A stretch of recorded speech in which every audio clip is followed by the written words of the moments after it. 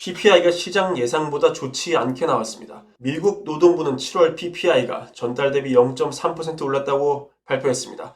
월가 전망치인 0.2%를 소폭 웃도는 수준이었습니다. 식품과 에너지, 무역 서비스를 제외한 근원 PPI는 전월 대비 0.2% 올랐습니다. 지난 2월 0.3% 오른 뒤 가장 크게 올랐습니다. 먼저 왜 올랐는지를 보겠습니다. 항목별로 살펴본 결과인데요. 보시면 전월 대비 큰 폭으로 튄 것들이 빨간색 표시가 되어 있는데요. 한결같이 거의 에너지 관련인 걸 볼 수 있습니다. 최근 유가 상승을 비롯한 원자재 가격 상승 여파가 PPI의 직격탄을 됐다는 얘기인데요. 그렇다면 시장은 PPI 상승을 어떻게 평가했을까요? 전날 CPI가 예상보다 잘 나오는데도 채권 시장을 밀어버렸는데 예상에도 못 미친 PPI를 어떻게 평가했을까요? 이번에도 어김없이 밀어버렸습니다. 이제는 전고점을 거의 넘어가는 상황인데요. 이때가 언제입니까? 이때는 2022년 9월입니다.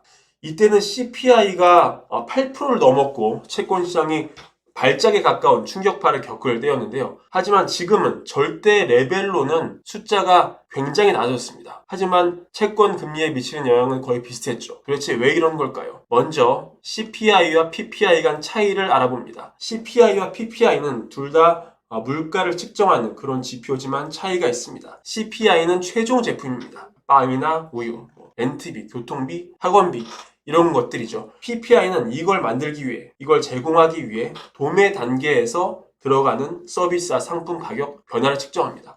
예를 들어 책상을 만들려면 원목을 사서 전기톱에 전기를 넣고 인부를 불러서 작업을 시키고 나르기 위해서 운송 차량도 부르고 이런 데 들어가는 상품과 서비스 가격 변화를 측정합니다. 그렇기 때문에 PPI는 CPI보다 빠르게 원자재 가격 변동을 반영하고 시차를 두고 CPI에 영향을 미칩니다. 왜냐하면 생산 물가가 오르면 결국 최종 소비자 가격을 올릴 수밖에 없거든요. 물론 최종 가격을 올리는 것은 또 그 단계, 그 시점의 경기나 소비의 어떤 탄탄함 이런 게 영향을 미치지만 어쨌든 PPI가 올라가면 CPI가 올라가는 게 기정사실입니다. 자, 그런데 전날 우리가 어제 함께 살펴봤죠? CPI가 예상보다 수치가 좀 괜찮은데도 채권 시장이 무너졌는데요. 오늘 PPI 예상이 소폭 오르긴 했지만, 웃돌긴 했지만 절대 레벨 자체가 아주 높아지는 게 아닌데 이렇게 급락하는 이유가 바로 뭘까요? 여기에는 이 달라진 국제 정세가 크게 한몫하는 것으로 보입니다.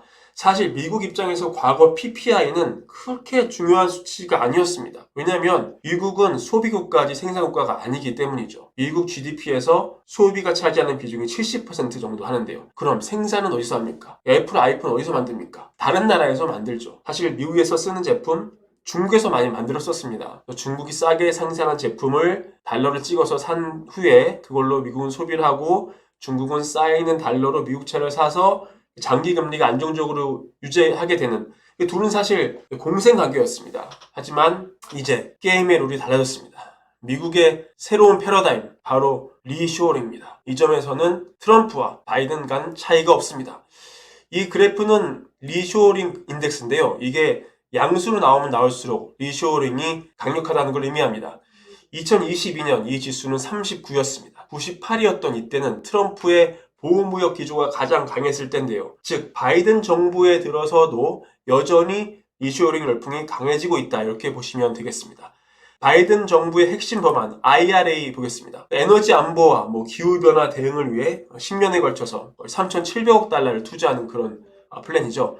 여기서도 핵심 주제는 이 미국에서 생산입니다. 그만큼 공장을 미국 안으로 끌어들이려는 미국 정부 의지가 강하다고 볼 수가 있습니다. 게다가 바이든 정부는 트럼프 정부보다 한술 더 떠서 중국과의 기술 전쟁에 나서고 있습니다.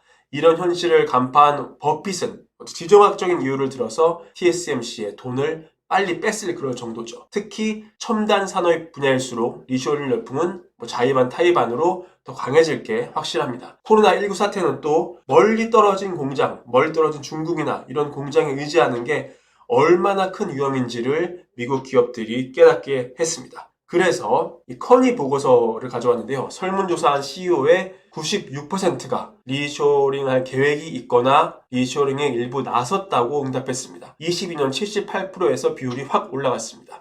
따라서 과거 중국을 비롯한 아시아에 깔려있는 공급망 사슬의 상당수는 다양한 이유로 다시 미국에 돌아오게 될 것이고, 이런 상황이라면 PPI는 이제 미국이 소홀하게 여길 수 없는 그런 지표가 됩니다. 이렇게 변화된 상황 속에서 PPI는 지표로서의 중요성이 올라가고 있습니다. 그렇기 때문에 소폭 상회한 PPI 변화에 시장이 필요 이상으로 과하게 반응하고 시장을 확 밀어버리면서 공포감을 주고 있다. 이렇게 해석이 나오고 있습니다. 그렇다면 결국 우리가 생각하는 에너지 가격의 변화, 국제유가의 변화가 생각보다 큰 변수가 될 수 있다는 결론이 나오는데요. 사실 유가가 올라서 차에 넣는 기름값이 좀 오른다고 하더라도 이게 CPI, 그러니까 최종 단에서 차지하는 비중은 크지 않습니다. 10% 미만이거든요. 이게 한 5% 전후라는 그런 분석이 있는데, 하지만 이 PPI로 봤을 때는 이 어떤 경로로 어떻게 올라가는지 이게 파악이 힘들 정도로 굉장히 세부 항목에 걸쳐서 원가를 상승시키는 원인이 되기 때문에 시장이 최근 에너지 가격 인상을 생각보다 크게 받아들이고 있구나. 국제유가의 안정이 앞으로 관건이다. 이런 결론을 내려볼 수가 있습니다. 그런데 지금 사우디는 7월부터 시작한 자발적 감산을 9월 말까지 연장을 결정했고요. 이 러시아 좀 얄밉지만 러시아 역시 9월에도 원유 수출을 제한한다고 발표를 했습니다.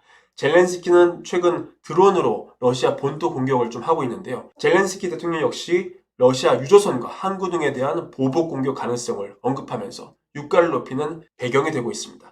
무엇보다 최근 미국 신용등급 강등, 미국 은행의 무디스 신용등급 강등, 또 중국 디플레이션 우려, 이런 지표들이 굉장히 부진한데도 유가가 상방을 턴하고 있다는 게 중요한데요. 이런 상황이 지속되면 유가가 상당 기간 높은 수준을 유지할 수 있다는 전망도 나옵니다. 따라서 시장은 에너지 가격 상승이 초래하는 PPI 상승, 또 미국에서 달라진 PPI의 의미, 또 시차를 두고 CPI로 전이되는 구조에 집중하고 시장을 밀어버렸을 가능성이 높겠습니다. 자, 오늘은 PPI에 대해서 집중적으로 살펴봤습니다. 내용 좋았으면 구독과 좋아요 부탁드립니다. 감사합니다.